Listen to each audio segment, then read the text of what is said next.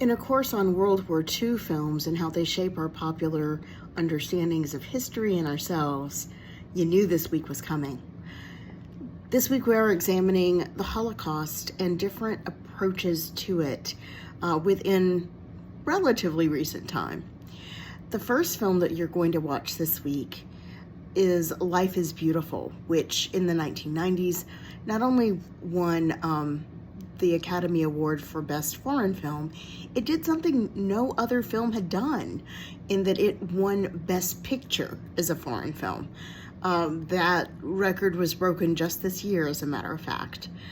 So Benigni accomplished quite something. And one of the things that we have to step back and ask ourselves is, how come? What made his film so powerful? Benigni does several different and important things in Life is Beautiful. First, while it was made in the 90s, the 50th anniversary of the end of World War II, of the liberation of the camps, of the world's realization about the genocidal horrors perpetuated by Nazism and its allies, as all of those things were happening in the background, Benigni told a very different kind of story. His film is, I think, a love letter to his father. One of the things that we don't widely discuss is that the Holocaust would have been impossible without many enablers.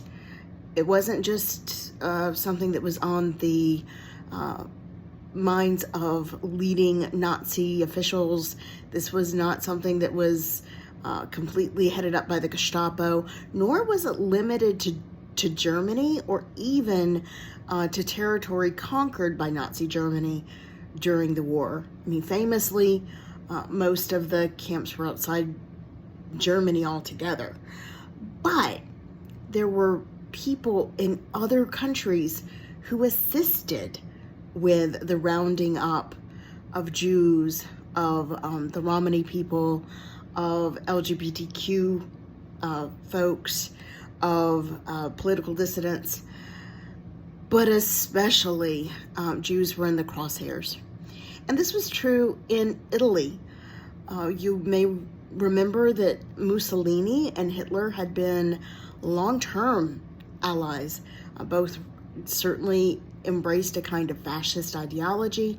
Both perpetuated a kind of nationalism and a genocidal fervor, and both capitalized on traditional anti-Semitism.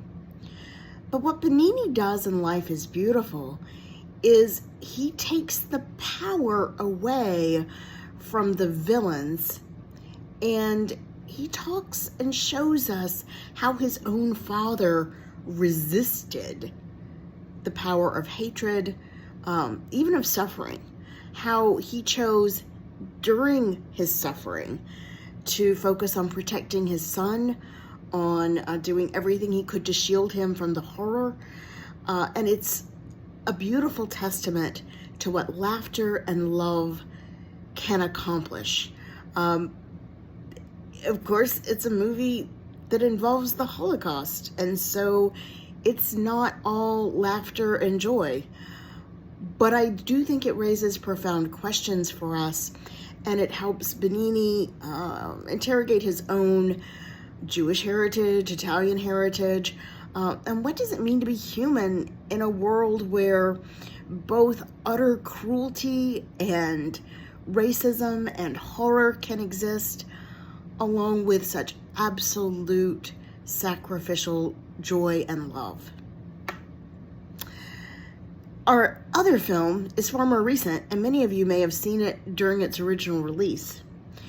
Waititi's Jojo Rabbit got a lot of buzz, and not just because of the casting involved, and not just because of the way in which it parodied some aspects of Nazi culture, while also putting a pretty close finger to point to ways in which we see government indoctrination, the limiting of free speech, stifling real experts, putting forth only officially sanctioned information, what all of these things mean. And it really does tackle the question of how is it that our society teaches children, especially, to hate. With Jojo Rabbit, we see another kind of resistance. If Benini's father resisted within the camp itself, we see more familiar forms, but we also see ways in which that resistance is not tolerated. There can be no discussion. There can be no free thought. It's either Hitler's way or death. But we also see ways in which, through facing a reality that is different than the propaganda and hatred that surrounds him, our young protagonist does learn how to see truth and see beyond the stereotypes and the hatred that he has been taught to accept. And so I think that in each of these films, it's quite intentional that we are to focus on our young protagonist and the lessons that they learn from loving families, despite the horrors and cruelty embedded in the government and in the information controlled by those governments.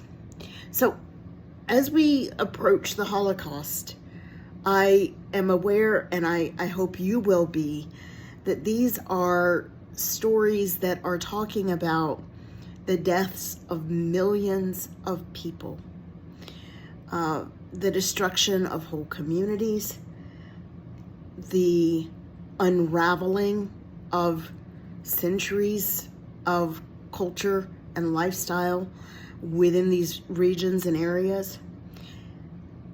But I would suggest that these films do not take that suffering lightly, but instead they talk about ways of resisting cruelty, not through violence, not through force, but through kindness, through love, through laughter, because to find joy in a mad world is its own sort of resistance.